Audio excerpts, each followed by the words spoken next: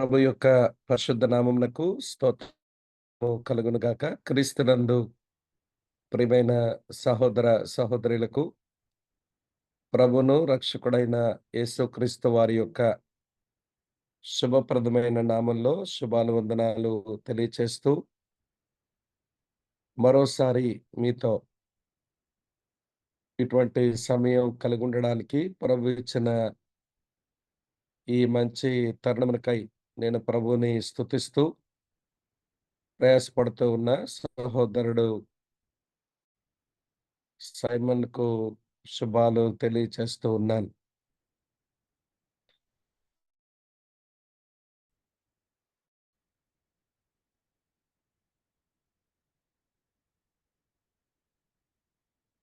ప్రియులారా, మనం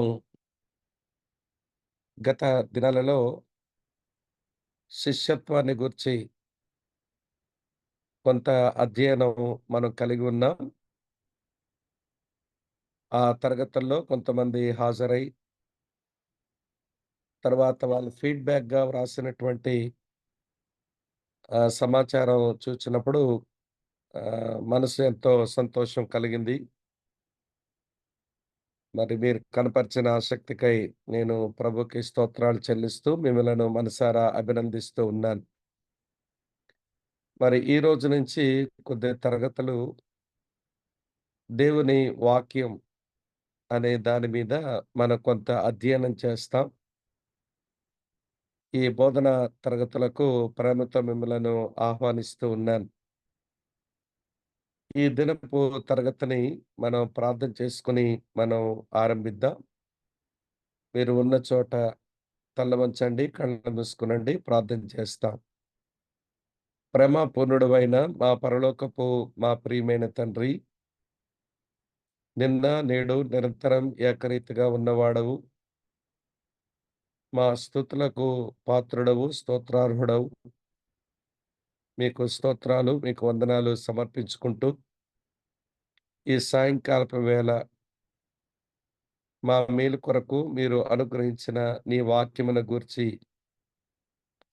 కొంత మేము అధ్యయనం కలిగుండడానికి మీరు మాకు అనుగ్రహించిన ఈ ధన్యకరమైన సమయానికై మా హృదయపూర్వకంగా మిమ్మలను స్తుతిస్తూ ఉన్నాం. ఈ జూమ్ వేదికపైకి చేరివచ్చిన మా ప్రియులందరిని బట్టి మీకు స్తోత్రాలు, మీకు వందనాలు. ప్రభువా, మరి ఈ సమయం మాకెంతో ఆశీర్వాదకరంగా, దీవెనకరంగా చేయమని, మేము నేర్చుకొనవలసిన ఆత్మ సంబంధమైన పాఠాలను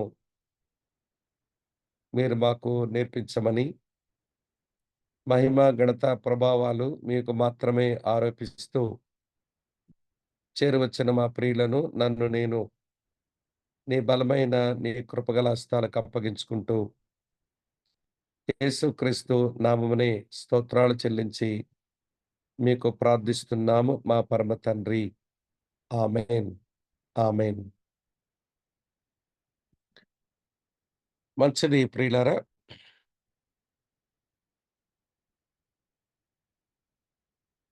దేవుని వాక్యం బైబిల్‌ని గూర్చి కొన్ని విషయాలు మనం ఈ తరగతుల్లో నేర్చుకోవడానికి మనం ప్రయత్నం చేస్తాం.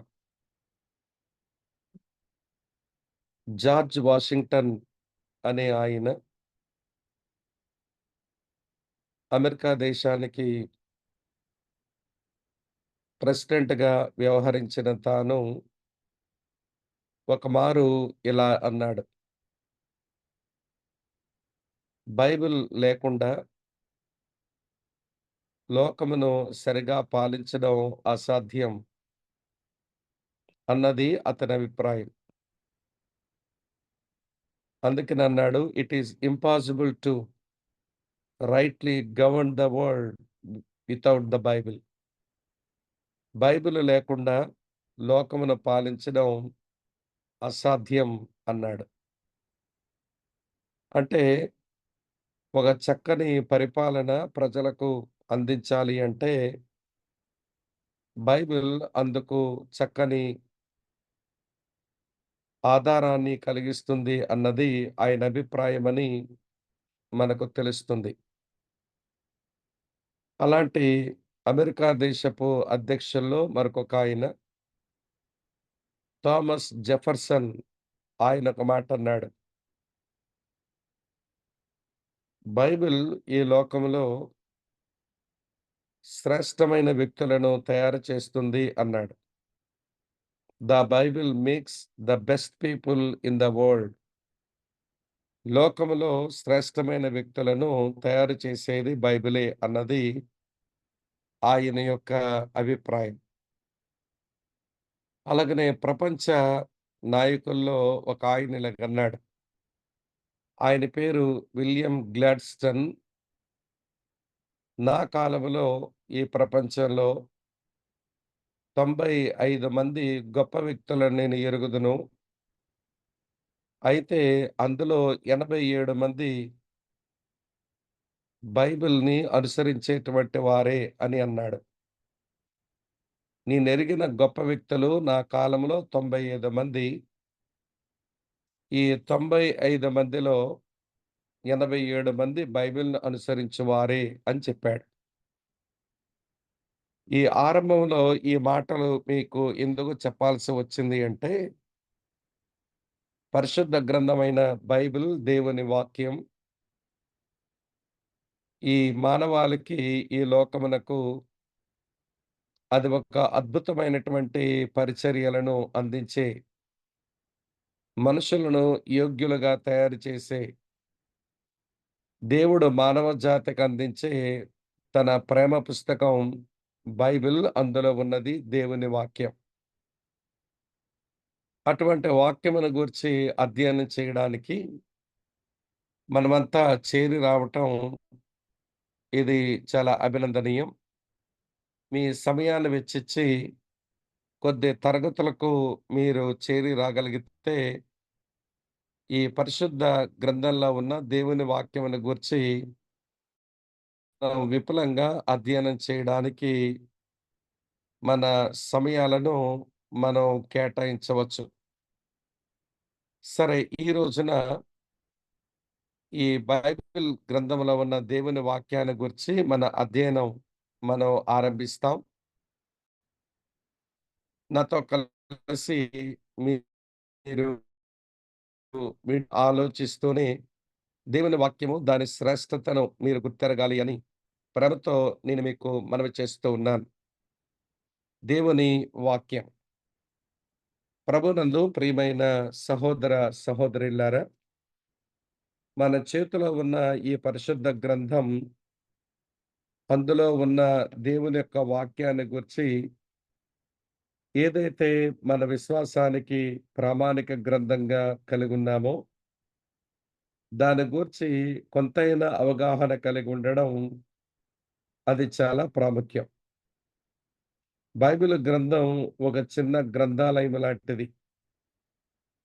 సుమారు 1500 సంవత్సరాల కాల వ్యవధిలో వేరు వేరు కాలాల్లో, వేరు వేరు దేశాల్లో, వేరు వేరు సందర్భాల్లో జీవించిన వ్యక్తుల చేత ఇది వ్రాయబడినటువంటి గ్రంథం.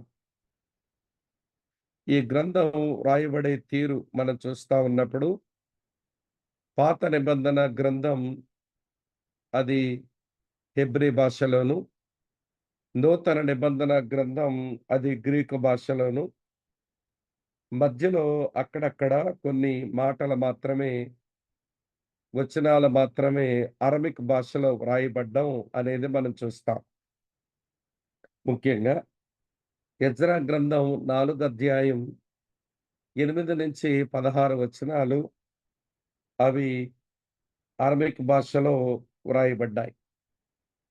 తర్వాత 7వ అధ్యాయం మళ్ళీ 12-26 వచనాల్లోను అరమిక్ భాష వ్రాయబడ్డం చూస్తాం. యోబు గ్రంథం 10, 11 వచనం అది అరబిక్ భాషలో వ్రాయబడింది. దానియేలు గ్రంథం 2వ అధ్యాయం 4-7 వచనాలు ఇవి అరబిక్ భాషలో వ్రాయబడ్డాయి. ఈ వచనాలు మినహాయించి పాత నిబంధనలో ఉన్న వచనాలన్నీ అవి హెబ్రీ భాషలోనే వ్రాయబడ్డాయి. నూతన నిబంధన గ్రంథంలో ఉన్న అన్ని పుస్తకాలు అవి గ్రీకు భాషలో వ్రాయబడ్డాయి. ప్రభువునందు ప్రియమైన స్నేహితులారా, వేరు వేరు స్థలాల్లో, వేరు వేరు కాలాల్లో, వేరు వేరు వ్యక్తులు ఆయా సందర్భాలలో బ్రతికినటువంటి వారు వ్రాసినటువంటి ఈ లేఖన సారాంశమంతా ఒకటే. అదేంటంటే మానవ జాతి పట్ల దేవుడు కలిగి ఉన్న సంకల్పాన్ని వ్యక్తపరిచిన అద్భుతమైనటువంటి పుస్తకం ఇది. ఈ పుస్తకంలో ఉన్నటువంటి దేవుని వాక్యాన్ని గూర్చి దేవుని పిల్లలైనటువంటి వారు ఎంతైనా కొంత అవగాహన కలిగి ఉండడం అది చాలా ప్రాముఖ్యం అని మనం ఎంచుకోవాలి. సహోదరుడు సైమన్ కూడా దేవుని వాక్యమును గూర్చి కొంత అవగాహన మేరకు ఈ తరగతులు కలిగుండాలని ఆశించినట్లుగా నాకర్థమై, మరి ఈ రోజు నుంచి కొద్ది వారాలు దేవుని వాక్యం అనే శీర్షికలో కొన్ని ప్రాముఖ్యమైన విషయాలు మనం నేర్చుకోవడానికి మనం ప్రయత్నం చేస్తాం. రండి. నాతో కలిసి మీరు ఆలోచించాలి అని మీకు నేను మనవి చేస్తున్నాను. ఈ దేవుని వాక్యం కలిగినటువంటి బైబిల్‌ని గూర్చి అసలు ఏమని అనుకోవాలి? బైబిల్ అనే దానికి నిర్వచనం ఏంటి? అంటే బైబిల్ అంటే అనేక పుస్తకాల సముదాయమని, అది అక్షరార్థమైనటువంటి నిర్వచనమే. కానీ బైబిల్‌లో ఉన్న దేవుని వాక్యమును బట్టి బైబిల్ అనగా ఏంటో ఇలా మనం అర్థం చేసుకోవచ్చు. చార్లెస్ రైరీ అనే ఒక వేదాంత పండితుడు బైబిలుకు తనిచ్చినటువంటి నిర్వచనమిది. పాత, క్రొత్త నిబంధనలలోని వాక్యం దేవుని వాక్యమై ఉండి, దేవుని ఆత్మచేత వ్రాయబడినదై, ఏ దోషము మరియు లోపమును లేనిదై, పాఠకుని యొక్క విశ్వాసమునకు మరియు ఆచరణాత్మక జీవితమునకు సరిపోయేదే బైబిల్ అన్నాడు. ఇందులో గమనించండి పాత, క్రొత్త నిబంధనలో ఉన్న వాక్యమంతా. అంటే ఆదికాండం మొదటి అధ్యాయం మొదటి వచనం నుంచి ప్రకటన గ్రంథం 22వ అధ్యాయం 21వ వచనం వరకు ఉన్న ఈ వాక్యాలన్నీ దేవుని వాక్యమై ఉండి, దేవుని ఆత్మ చేత లేదా ఆయన ప్రేరణ చేత వ్రాయబడినదై, ఏ దోషము గాని, ఏ లోపము గాని లేకుండా వ్రాయబడి, చదివేటువంటి ఒక పాఠకునికి అతని యొక్క విశ్వాసానికి, అతని యొక్క ఎక్స్‌క్యూజ్ ఆచరణాత్మక జీవితానికి సరిపోయినదిగా ఉంది అని అన్నాడు. ఇది ముమ్మాటికి నిజం. కనుక చదివేటువంటి పాఠకుల యొక్క ఫెయిత్ అండ్ ప్రాక్టీస్ ఈ రెండిటికి సరిపడేలాగా బైబిల్ గ్రంథస్థం చేయబడింది. ఆ బైబిల్‌లో దేవుని వాక్యం ఉంది అన్నది చార్లెస్ రైరీ యొక్క ఈ వేదాంత పండితుని యొక్క అభిప్రాయం. అది బైబిల్ అంతా మనం చూస్తా ఉన్నప్పుడు అది 100కి 100 వాస్తవం అని మనకు తోస్తుంది. ఇది ఒక మాట. రెండో మాట మీతో చెప్పనివ్వండి. ఇంతకీ బైబిల్ అలాంటిదైనప్పుడు బైబిల్ ఎలాగ వచ్చింది? లేదా చివరకు మన వరకు ఎలా చేరింది? అనే ఈ కీలకమైనటువంటి సత్యాలు మనం తెలుసుకోవలసిన ఆవశ్యకత ఉంది. సింపుల్‌గా నేను త్వరగా అవసరమైన విషయాలు తేటగా, స్పష్టంగా చెప్పడానికి ప్రయత్నం చేస్తాను. సావధానంగా వినండి. బైబిల్ ఎలాగ మనకి వచ్చింది అంటే, దేవుని మనసులో ఉన్నటువంటి ఆలోచనలు మన వరకు చేరడానికి మధ్యలో ఎన్నో ప్రక్రియలు జరుగుతూ వచ్చాయి. ఈ ప్రక్రియలు అన్నిటికిని ఇవి బిబ్లియాలజీ లేదా వాక్య సిద్ధాంతం అనే ఒక ప్రత్యేకమైనటువంటి అంశంలో ఒక్కొక్క సిద్ధాంత సత్యంగా వాటిని అధ్యయనం చేస్తారు. మనమంత సమయాన్ని వెచ్చించలేము కాబట్టి, కానీ అవి మనకు తెలియాల్సిన ఆవశ్యకత ఉంది కాబట్టి, వాటిని మీకు తెలిపే ప్రయత్నం చేస్తాను. సరే బైబిల్ మనకు ఎలాగొచ్చింది అంటే, మొట్టమొదటి మాట అది ప్రత్యక్షతలో నుంచి వచ్చింది. ప్రత్యక్షత ఇది రెవల్యూషన్ అన్నారు. ఈ రెవల్యూషన్ అనేది ఒక డాక్ట్రినల్ ఫ్యాక్ట్. బిబ్లియాలజీ బైబిల్ గూర్చిన శాస్త్రాన్ని అధ్యయనం చేసినప్పుడు రెవల్యూషన్ అనేటువంటి అంశాన్ని చాలా ప్రత్యేకంగా అధ్యయనం చేసుకోవాలి. చేస్తాము కూడా. సరే ఇంతకీ ప్రత్యక్షత అంటే అర్థమేమిటి? ప్రత్యక్షత అంటే బయలుపరుపు. ఇంగ్లీష్‌లో రెవల్యూషన్ అన్నారు. దేవుని మనసులో ఉన్నటువంటి ఆలోచనలు అవి ఒక ముసుగు లోపలే ఉన్నాయి.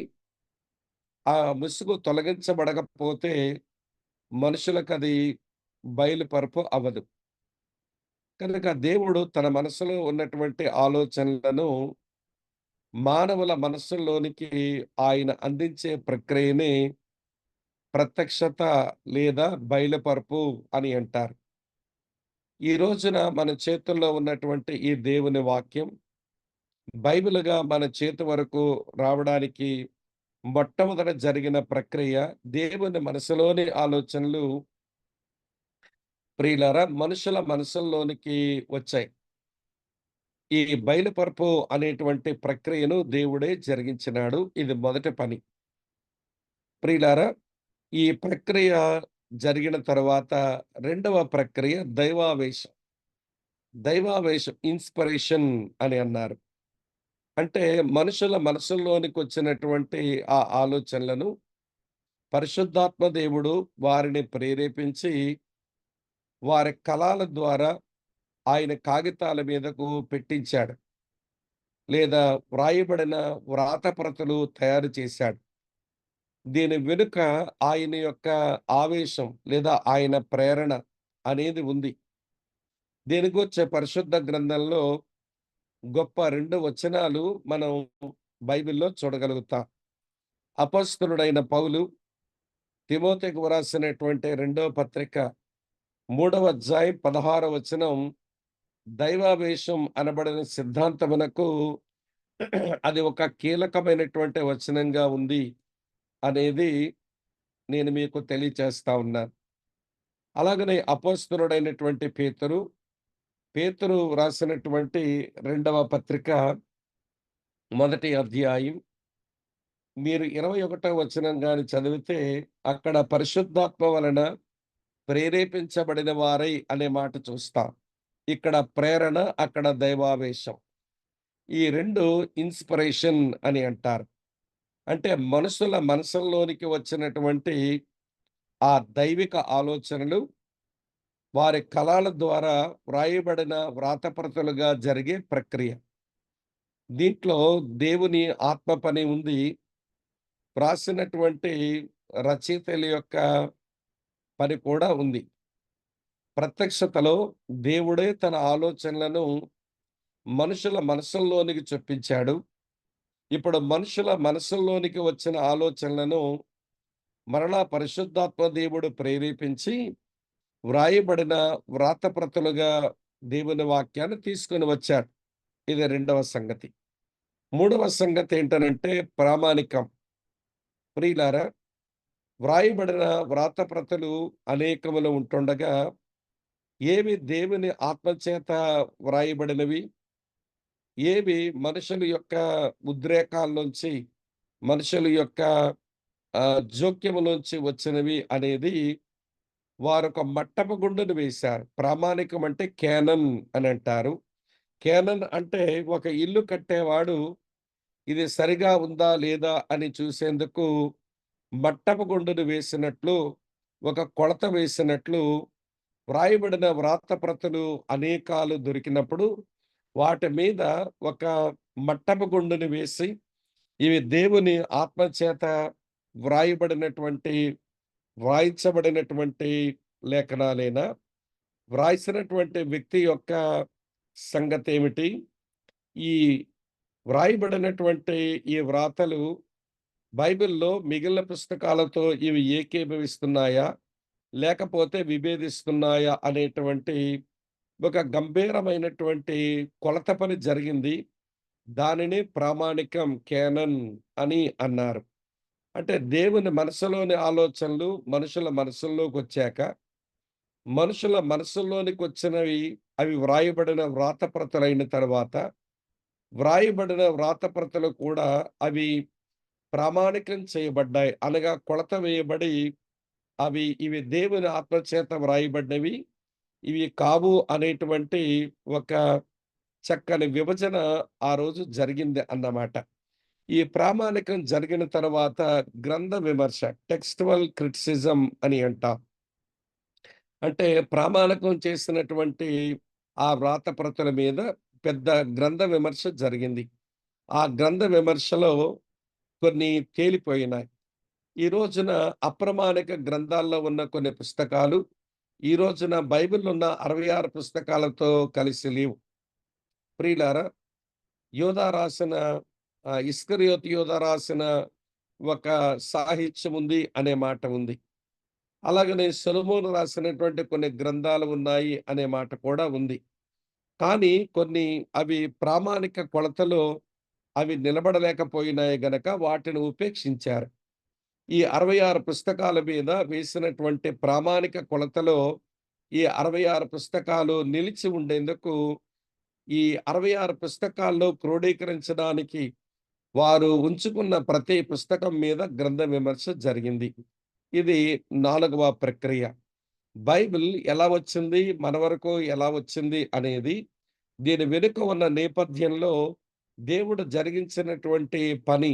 ఇది మనం అర్థం చేసుకోవలసిన అవసరత ఉందని నేను ఆరంభంలోనే దీని గురించి మీతో చెబుతున్నాను వినండి. అటు తరువాత గ్రంథ విమర్శ జరిగిన వెంటనే తర్జుమా ప్రక్రియకు తెర లేపబడింది అన్నట్టు. నేను చెప్పాను. ఆదిమ హెబ్రీ భాషలోను, గ్రీకు భాషలోను, అక్కడక్కడ అరబిక్ భాషలోను రాయబడినటువంటి దేవుని వాక్యం ఆ భాషల్లో మాత్రమే ఉంటే, ఆ భాషల్లో వచ్చిన వారు మాత్రమే చదువుకోగలుగుతారు. అని దేవుడు మానవ జాతి అంతటిని ప్రేమించిచ్చిన ఆయన లేఖనాలు కాబట్టి, దేవుడే తర్జుమా ప్రక్రియకు ఆయన తెరలేపి, ప్రియులారా, దానిని తర్జుమా ప్రక్రియలోంచి వివిధ భాషల్లోనికి తర్జుమాలు జరగడానికి దేవుడు అనుమతించాడు. ఈ తర్జుమా పరిచర్యలో అనేక మంది దేవుని సేవకులను వాడుకొని బైబిల్‌ని తర్జుమా దేవుడు చేయించినాడు. ఇది 5వ సంగతి. అటు తరువాత 6వ సంగతి భాష్యం. భాష్యం అంటే బైబిల్‌ని మన వరకు అనువదింప చేసుకోవడం. దీనిని హెర్మెనెటిక్స్ అనంటారు. లేదా బైబిల్ ఇంటర్ప్రిటేషన్ అని అంటాం. అంటే బైబిల్‌లో చదువుతున్నటువంటి ఆ లేఖనాలు అంటే తర్జుమా చేయబడినటువంటి ఆ దేవుని వాక్యం చదువుకొని, మనం వ్యక్తిగతంగా మనం అర్థం చేసుకుని ఆ ప్రక్రియని భాష్యం అని అంటాం. అంటే లేఖనాల్లో ఉండేటువంటి ఆ దేవుని వాక్యం అది మన మనసుల్లోకి అది తీసుకువచ్చే ప్రక్రియనే భాష్యం అంటాం. దీని మీద కూడా ఎంతో గొప్ప అధ్యయనం అనేది క్రైస్తవ వేదాంత విద్య విధానంలో ఉంది అనేది ఇక నేను మీకు వేరుగా చెప్పనక్కర్లేదు. తర్వాత 7వ సంగతి ఆత్మీయ ప్రకాశత. దీన్ని ఇల్యూమినేషన్ అని అంటాం. అంటే మన మనసుల్లోనికి వచ్చినటువంటి ఆ దేవుని వాక్యం మన ఆధ్యాత్మిక జీవితానికి సరిపడేలాగా మనం అన్వయించుకోవడం, మన జీవితానికి తీసుకోవడం, మనకు కనువిప్పు కలగటం అనే ప్రక్రియ దేవుడే తన ఆత్మ ద్వారా జరిగించేటువంటి విషయం. దీన్ని ఇల్యూమినేషన్ అని అంటాం. పరిశుద్ధాత్మ దేవుడు కనువిప్పు కలిగించకపోతే, ఆత్మీయ ప్రకాశత కలిగించకపోతే, బైబిల్‌లో ఉన్నటువంటి దేవుని వాక్యం అది కేవలం సమాచారం లాగానే ఉంటది. మనం ఒక సమాచారం చదివినట్లే మనకనిపిస్తుంది గానీ, అది మన జీవితంలోనికి అది చొరబడదు. కనుక మన జీవితంలోనికి దేవుని వాక్యం చొరపడాలి అనంటే, పరిశుద్ధాత్మ దేవుడు కనువిప్పు కలిగించే ఆ ప్రక్రియను ఆయన జరిగిస్తాడు. అటు తర్వాత చివరి పని సంసర్గం. దీన్ని కమ్యూనికేషన్ అంటాం. లేదా హోమిలెటిక్స్ అని అంటారు. హోమిలెటిక్స్ అంటే మన మనసుల్లోనికి వచ్చిన వాక్యం, మన జీవితంలోనికి వచ్చిన వాక్యం, మన యొద్ద నుంచి మరికొంతమందికి మనం కమ్యూనికేట్ చేసే ప్రక్రియ. ఇది బైబిల్ మన వరకు రావటం, మన యొద్ద నుంచి మరి యొక్కరి దగ్గరకి చేరుకునే ప్రక్రియలో ఉన్నటువంటి 8 అద్భుతమైనటువంటి సిద్ధాంత సత్యాలు.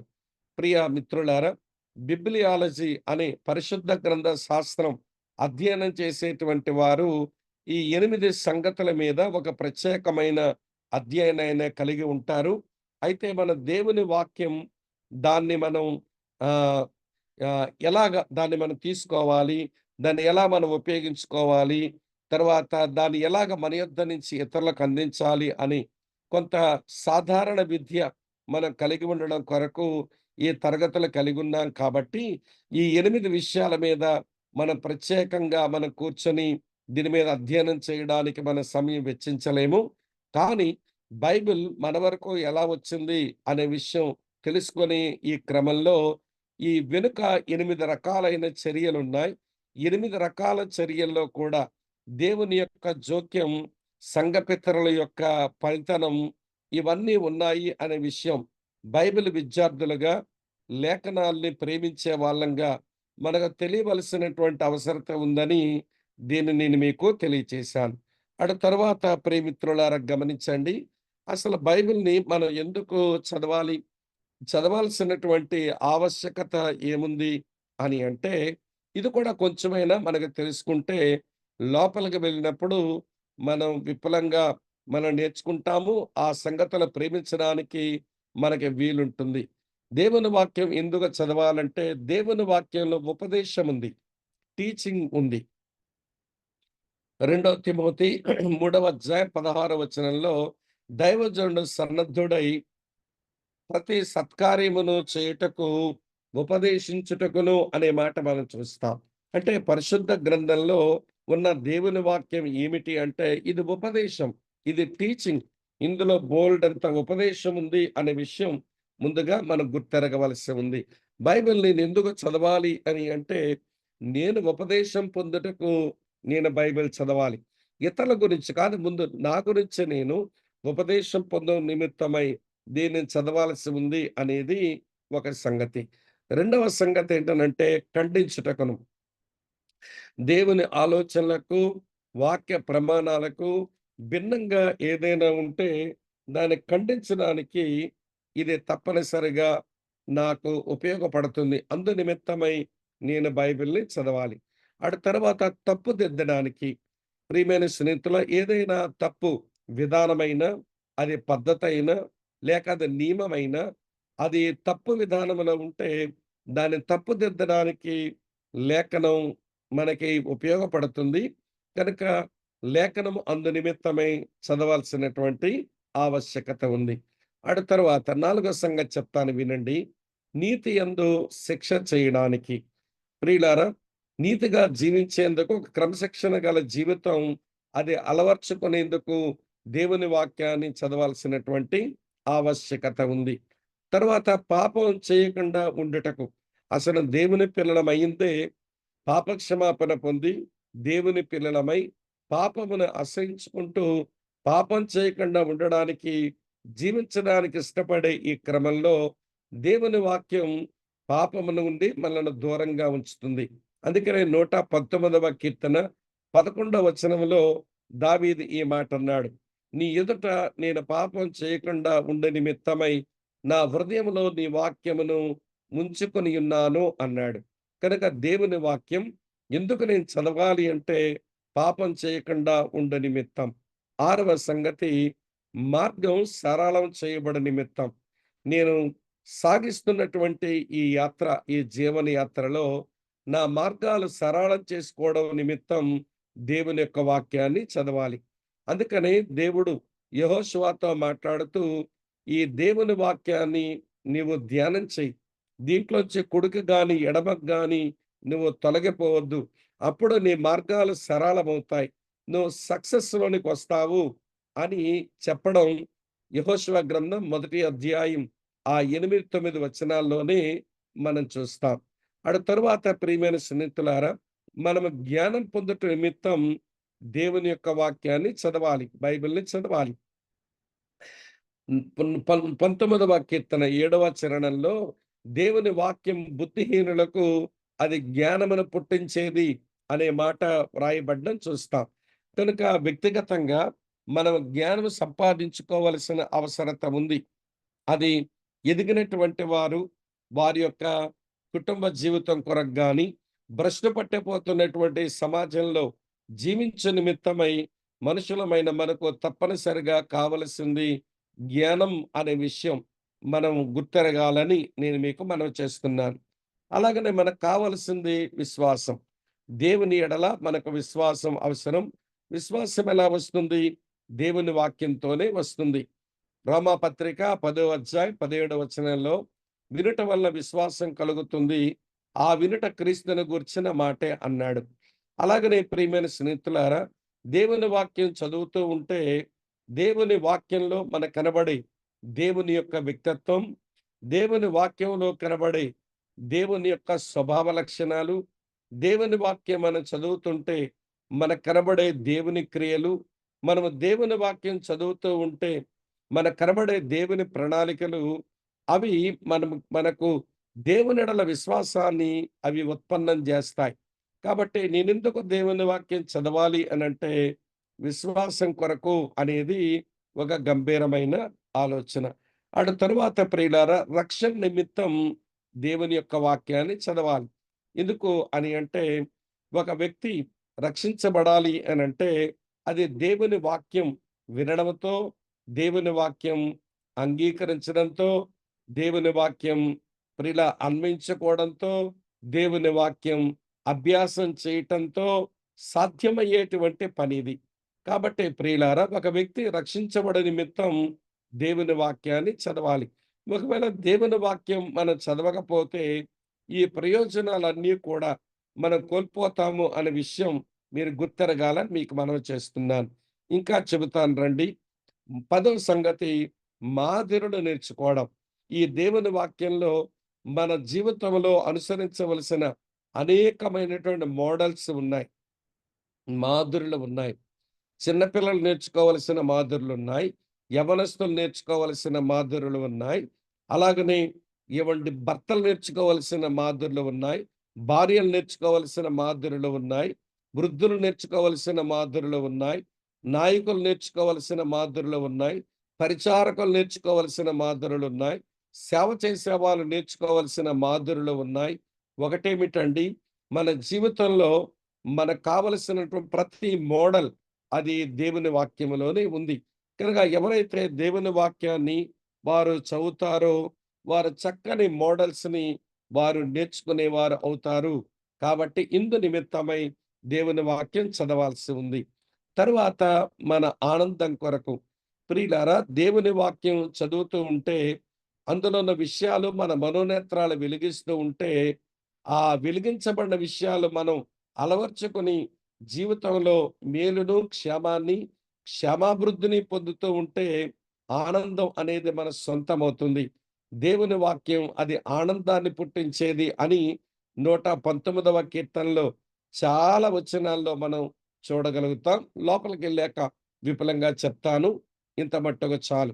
అటు తరువాత ప్రియులారా, మన ఆశీర్వాదం నిమిత్తం దేవుని యొక్క వాక్యం చదువుతూ అది మన జీవితంలో మనం అలవర్చుకొని జీవించినప్పుడు తప్పనిసరిగా మనం ఆశీర్వాదం పొందుతాం.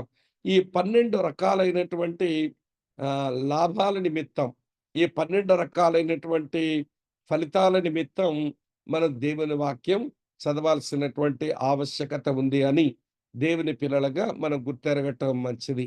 ఇది మరో సంగతి. అటు తర్వాత ప్రియమిత్రులారా, అసలు బైబిల్‌లో ఇంతకీ ఏముంది? ఏముందని నేను బైబిల్ చదవను ప్రియులారా, నేను కొన్ని సంగతులు మీ ముందు తీసుకొస్తాను. జాగ్రత్తగా వినండి. దేవుని వాక్యంలో ఈ బైబిల్‌లో ఏముంది అంటే దేవుని మనసుంది. దేవుని మనసుంది. దేవుని వాక్యం చదువుతూ ఉన్నటువంటి వాడు క్రమంగా దేవుని మనసును అర్థం చేసుకోగలుగుతాడు. ఎప్పుడైతే దేవుని మనసును మనం అర్థం చేసుకుంటామో, అతని యొక్క మనసుకు మన మనసు కలుపుతామో, అప్పుడు మనం దేవుని ఇష్టానుసారులమవుతాము. దేవుని చిత్తానుసారులమవుతాము. ఒక మాటలో చెప్పాలంటే, మనం దేవుని యొక్క హృదయానుసారులుగా మారిపోతాం. దేవుడు దావీదును గూర్చి ఒక మాట అన్నాడు.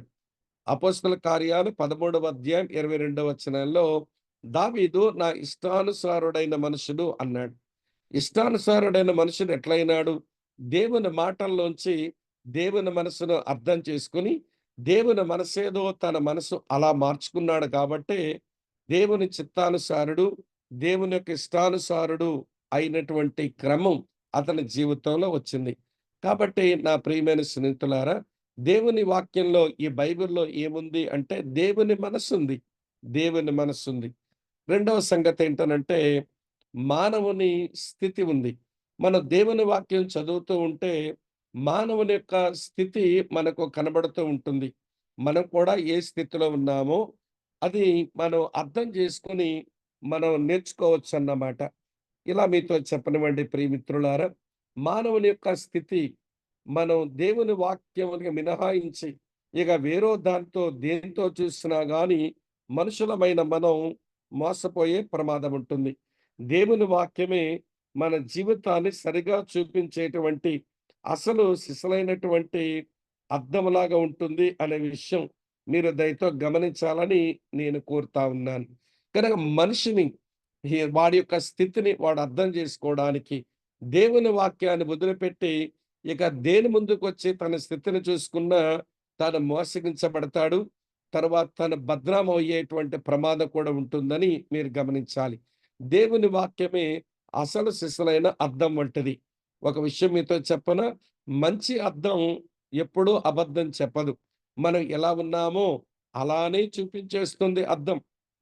కాబట్టి ప్రియులారా మనం మన మనిషి ముందు పెట్టుకొని మన జీవితం చూసుకున్నామనుకోండి, వాళ్ళు మ్యాజిక్ మిర్రర్స్ లాంటి వారు. మనల్ని గొప్పగన్నా చూపిస్తారు, లేదా మనల్ని తక్కువగన్నా చూపిస్తారు. మనల్ని కొంచెం దిబ్బగన్నా చూపిస్తారు, లేదా సన్నంగన్నా చూపిస్తారు. మనల్ని పొడుగ్గన్నా చూపిస్తారు, మనల్ని పొట్టిగన్నా చూపిస్తారు. కానీ దేవుని వాక్యం అది అసలు సిసలైన అద్దం వంటిది. యాకోబు అందుకనే దేవుని వాక్యం అద్దం వంటిది అన్నాడు. దాని ముందుకు వచ్చినప్పుడు మానవుని స్థితి కనబడుతుంది. ఈ 66 పుస్తకాలలో దేవుడు మానవుని స్థితిని ఎంతో స్పష్టంగా రాసి ఉంచాడు. దీని ముందుకొచ్చినప్పుడు మన స్థితిని మనం అర్థం చేసుకోగలుగుతాం. అటు తరువాత బైబిల్‌లో ఏముందనంటే పాపుల వినాశనముంది. డూమ్ ఆఫ్ ద సిన్నర్స్. పాపులకు సంభవించే వినాశనం వ్రాయబడి ఉంది. అందుకనే పాపుల వినాశనాన్ని గూర్చి దేవుడు లేఖనాల్లో చెబుతూనే ఆ పాపమును విడిచి తన తట్టు తిరగండి అని ఆయన పిలుపు ఇవ్వడాన్ని లేఖనములో ఎంతో స్పష్టంగా మనం చూడగలుగుతాం. ఇది మీరు ఆదికాండం నుంచి ప్రకటన గ్రంథం వరకు పాపుల వినాశనాన్ని గూర్చి మనం అధ్యయనం చేయవచ్చన్నమాట. అటు తర్వాత ప్రియులారా, ఈ 66 పుస్తకాల బైబిల్ గ్రంథంలో ఉన్న దేవుని వాక్యం మనిషికి రక్షణ మార్గాన్ని అది చాలా స్పష్టంగా చూపిస్తుంది. దేవుడు ఈ 66 పుస్తకాలలో తన రక్షణ మార్గాన్ని అంతర్లీనంగా ఒక ఇన్నర్ థ్రెడ్ ఒక కనబడనటువంటి ఒక తాడులాగా రక్షణ మార్గం అనేటువంటి తాడుతో ఈ బైబిల్‌ని ఆయన స్టిచ్ చేసి కుట్టి మన ముందు పెట్టాడా అని అనిపిస్తుంది. కనుక మీరు ఏ పుస్తకంలో చూసినా గాని దేవుడు మానవుల కొరకు ఏర్పాటు చేసిన రక్షణ మార్గం ఎంతో స్పష్టంగా మనం చూడవచ్చన్నమాట. అందుకే బైబిల్‌లో ఏముందంటే ఇదే ఉంది మరి. అటు తర్వాత విశ్వాసుల ఆనందం. రక్షణ మార్గంలోకి వచ్చి రక్షించబడిన విశ్వాసులు వారు ఎలాగ ఆనందంతో జీవించాలి, జీవించవచ్చునో అది కూడా చాలా స్పష్టంగా ఈ బైబిల్‌లో వ్రాసి ఉందన్నమాట. నా ప్రియమైన స్నేహితులారా, ఈ 5 విషయాలు బైబిల్‌లో ఉన్నాయి. దీన్ని మినహాయించి చాలా విషయాలు మనం మాట్లాడుకున్నా ప్రాముఖ్యంగా, ప్రధానంగా ఈ 5 సంగతులు బైబిల్‌లో వ్రాయబడి ఉన్నాయి అనే విషయం దేవుని పిల్లలంగా మనం తెలుసుకోవలసిన ఆవశ్యకత ఉంది. ప్రియులారా, ఈ సంగతులన్నీ మనసులో పెట్టుకొని మీరు నాతో కొంచెం ట్రావెల్ చేయగలిగితే నేను అవసరమైన విషయాలన్నీ నేను మీకు చెప్పే ప్రయత్నం నేను చేస్తాను. ఈ రోజున దేవుని వాక్యాన్ని ప్రేమించేటువంటి మనస్తత్వం అనేక మంది దేవుని పిల్లలకు ఎందుకు లేదు అంటే, దేవుని వాక్యం అంటే ఏంటో అర్థం కాక, దేవుని వాక్యం ఎలా మన వరకు వచ్చిందో అది బోధపడక, అలాగనే దేవుని వాక్యంలో ఏమి ఉందో అది తెలియక, అలాగనే దేవుని వాక్యం మనకు తీసుకొచ్చే ప్రయోజనాలేంటో తెలియక, వాక్య ప్రేమికులుగా ఈ రోజున దేవుని పిల్లలం మనం లేము అనే మాట అది ముమ్మాటికి నిజం. ఒక తరములో దేవుని వాక్యం దొరికితే అది వాళ్ళకి ఒక అపురూపం దొరికినట్లుగా దాన్ని వాడుకున్నారు, చదువుకున్నారు, వారి జీవితాలు మలుచుకున్నారు. వారు తమకు తాము మేలు పొందారు. ఇతరులకు వారు మేలు అందించారు. కానీ ఈ రోజున ప్రియమిత్రులారా, దేవుని వాక్యాన్ని అలా ప్రేమించేటువంటి వైఖరి దేవుని పిల్లలు తగ్గిపోతున్న రోజుల్లోనికి మనం వచ్చాం. ఇలా మీతో చెప్పనివ్వండి, చదవడం కంటే వినడం, చూడడం అనేది ఎక్కువగా అలవాటైన తరం ఈ తరం. ఈ తరానికి చదవడానికి మనసు కంటే ఏదైనా వినేస్తే సరిపోతుంది అన్నట్టుగా అయిపోయింది. ఏదైనా చూస్తే చాలు అన్నట్టుగా అయిపోయింది. ఆ కారణం చేత విన్నది, చూచింది మనసును అది పాసివ్ స్టేజ్‌లోనే ఉంచుతుంది. అది యాక్టివ్‌గా ఉంచదు. చదువుతా ఉన్నప్పుడు చదువుతున్న విషయాలను ఆలోచించడానికి మన మనసు చైతన్యం నొందుతుంది. అప్పుడు మన మనసు యాక్టివ్ పొజిషన్‌లో ఉంటుంది. ఈ రోజున మన మనస్సులన్నీ చాలా పాసివ్ అయిపోయాయి. ఎందుకు అంటే అయితే వింటాం, లేకపోతే చూస్తాం. కానీ చదవడానికి మాత్రం పెద్ద సమయాన్ని మనం వెచ్చించిన కారణం చేత మన మనసులు మొద్దుబారుతున్నాయా? మనం మానసిక సోమరులుగా మారుతున్నామా అని అనిపిస్తుంది. బైబిల్‌లో దేవుని వాక్యాన్ని ప్రేమించేవారు లేఖనాల్లో ఉన్నారు. అలాగనే క్రైస్తవ సంఘ చరిత్రలో కూడా చివరికి పాత నిబంధన కాలంలో ఉన్నవారు కూడా దేవుని వాక్యాన్ని బాగా ప్రేమించేవారు. ప్రేమించి దాన్ని ఉపయోగించుకొని పరివర్తన చెందేటువంటి వారు అనేకులను మనం చూడగలుగుతాం. నేను కాలక్రమేణా ఈ శీర్షికలో, ఈ తరగతుల్లో ఆ సంగతులన్నీ చెప్పే ప్రయత్నం చేస్తాను. మెట్టుకు ఈరోజు మనం అధ్యయనం చేసిన ఈ విషయాలు కొంచెం మీ మనసులో ఉండనివ్వండి. వాటి గూర్చి మీ మనసులో ఉంటే తర్వాత నేను మిగిలిన విషయాలు మీతో పంచుకోగలుగుతాను. ఈరోజు మనం ఆలోచించింది వాట్ ఈస్ బైబిల్? బైబిల్ అనగా ఏంటి? అనేది మనం చూసాం. రెండో మాట బైబిల్ ఎలాగున వచ్చింది? How Bible came to us? మన వరకు బైబిల్ ఎట్లా వచ్చింది? అనే సంగతిని మనం ఆలోచించాం. తర్వాత మూడవ సంగతి బైబిల్ ఎందుకు why should we study Bible అనేది కూడా మనం ఆలోచించగలిగాం. తర్వాత what are the contents in the Bible? బైబిల్‌లో అసలు ఏమి సారాంశం ఉంది అనేది మనం ఈరోజు ఈ 4 తలంపులు మనం చూడగలిగాం. వీటిని మీరు ఆలోచించి, మీరు కూడా రాసుకొని, దీని మీద మీరు కూడా కొంచెం కసరత్తు చేయగలిగితే ముందున్న సమయాలు చాలా బాగుంటాయి. నేను ఈ అధ్యయనం అంతటి కొరకు ఒక మూల వచనం ఈరోజు మీతో చూపించాలని ఆశిస్తున్నాను. అది చూపించి ముగిస్తాను. ఎజ్రా గ్రంథం 7వ అధ్యాయానికి రండి. ఎజ్రా గ్రంథం 7వ అధ్యాయానికి రండి. ఎజ్రా అనే దేవుని సేవకుడు బ్రతుకున్నటువంటి రోజుల్లో రివైవల్ వచ్చింది. ఉజ్జీవం వచ్చింది. అట్లా ఉజ్జీవం రావడానికి అతను ఒక ప్రిన్సిపల్, ఒక నియమం తన జీవితంలో అది గొప్ప నియమంగా పెట్టుకున్నాడు. ఈ తరములో ఉన్నటువంటి దేవుని పిల్లలమైన మనం ఈ నియమాన్ని గాని మన జీవిత నియమంగా పెట్టుకోగలిగితే మన వలన దేవుని కార్యాలు మనం ఉజ్జీవపడతాం. అనేకులకు ఉజ్జీవ దశకు మనం తీసుకొని వెళ్ళగలుగుతాం. ఈ వచనాన్ని మీ బైబిల్‌లో అండర్‌లైన్ చేసుకోండి. ఈ స్టడీకి ఇదే మూల వచనం అన్నట్టు. ఎజ్రా పుస్తకం 7వ అధ్యాయం 10వ వచనం ఇలా ఉంది. ఎజ్రా గ్రంథం 7వ అధ్యాయం 10వ వచనం. ఎజ్రా యెహోవా ధర్మశాస్త్రమును పరిశోధించి దాని చొప్పున నడుచుటకును ఇశ్రాయేలీయులకు దాని కట్టడలను, విధులను నేర్పుటకును దృఢ నిశ్చయం చేసుకొనెను. ఈ వచనములో కొన్ని క్రియాపదాలు రౌండప్ చేయండి. పరిశోధించుటకు, తర్వాత నడుచుకొనుటకు, మూడో మాట నేర్పుటకు, తర్వాత దృఢ నిశ్చయము చేసుకొనెను. ఏంటి అతని స్ట్రాంగ్ డిటర్మినేషన్ అంటే, నేను దేవుని వాక్యం పరిశోధించాలి. పరిశోధించిన తర్వాత నాకు తెలిసిన దేవుని వాక్య ప్రకారం నేను నడుచుకోవాలి. నేనలా నడుచుకున్న తర్వాత నేను దాన్ని ఇతరులకు నేర్పించాలి. ఇది అతను తీసుకున్న దృఢ నిశ్చయం. ఆ ప్రకారంగానే అతను జీవించిన కారణం చేత అతని ఉన్న దినములలో గొప్ప ఉజ్జీవం దేవుని ప్రజల మధ్య సంభవించింది.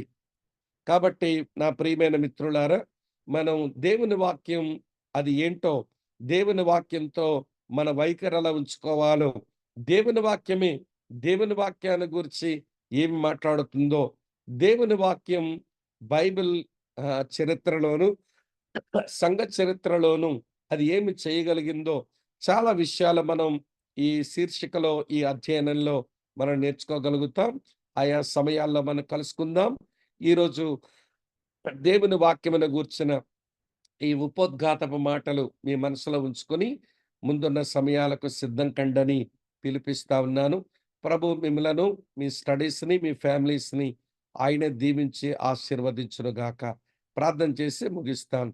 ప్రేమ కలిగిన మా ప్రియమైన మా పరలోకపు తండ్రి, మీకు కృతజ్ఞతా స్తోత్రాలు, మీకు వందనాలు. నీ వాక్యమును గూర్చిన కొంత అధ్యయనం చేయడానికి మా ప్రియులు కలిగి ఉన్న యోగ్యమైన మంచి మనసును బట్టి మీకు వందనాలు. నీ వాక్యమును గూర్చిన కొంత నేపథ్యం మేము తెలుసుకోవడానికి ఈ సమయం మీరు మాకిచ్చినందుకు స్తుతిస్తూ ఉన్నాం. కనికరించండి. నీ వాక్యమును ప్రేమించు వారంగా, నీ వాక్యమును పఠించు వారంగా, నీ వాక్యమును పరిశోధించు వారంగా, నీ వాక్యమును మనుషుల ముందు నాయన అందించు వారంగా, మెట్టుకు నీ వాక్యం మీద మేము ఎంతో ఆసక్తి కలిగినటు వ్యక్తులుగా మమ్మల్ని మలచమని ఎజ్రా ఎలాంటి దృఢ నిశ్చయమైతే చేసుకున్నాడో అలాంటి దృఢ నిశ్చయాలు మాకును మీరు ప్రసాదించి మేలుతో నింపమని మహిమ ఘనత ప్రభావాలు మీకు ఆరోపిస్తూ మీ దీవెన కోరుకుంటూ జూమ్‌లో చేరివచ్చిన మా ప్రియులందరినీ పేరు పేరు వరుసన దీవించి ఆశీర్వదించి వర్ధల చేయుదురని యేసుక్రీస్తు నామంలోనే స్తోత్రాలు చెల్లించి అడిగి వేడుకొని ప్రార్థిస్తున్నాము తండ్రి. ఆమేన్. ఆమేన్. ఆమేన్. అన్న థ్యాంక్ యూ అన్న. థాంక్ యూ తమ్ముడు. రైట్. నెక్స్ట్ సెషన్‌లో మీట్ అవుదాం. ఓకే తమ్ముడు. రైట్.